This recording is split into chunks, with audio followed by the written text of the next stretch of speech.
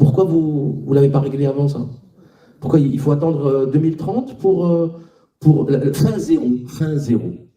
Les mecs, ils jettent du blé, ils jettent de l'orge, ils jettent des céréales dans la mer pour faire remonter les cours des céréales, et au lieu de les donner, et ils vous disent fin zéro.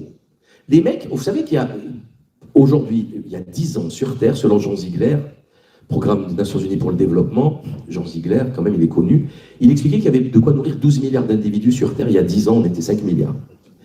Il y avait de quoi nourrir 2 fois la planète. Et là, on nous explique que fin zéro pour 2030, mais fin zéro, ça fait 20 ans qu'on pouvait le faire.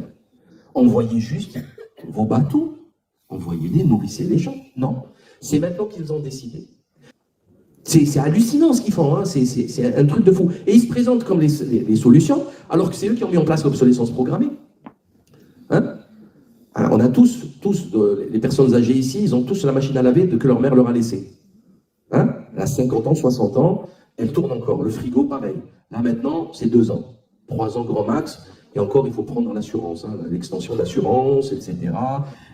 Et c'est pourri, c'est dégueulasse. C'est fait exprès. Ils ont formé des ingénieurs pour fabriquer des choses qui se cassent vite, pour fabriquer plus. Ça s'appelle l'obsolescence programmée. C'est un programme économique qui a été mis en place par les élites occidentales.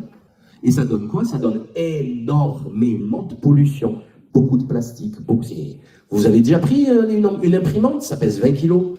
C'est que du métal, du plastoc, et on jette à la poubelle. Ils ont mis, c'est que depuis 5 ans que ça commence à faire un peu de recyclage.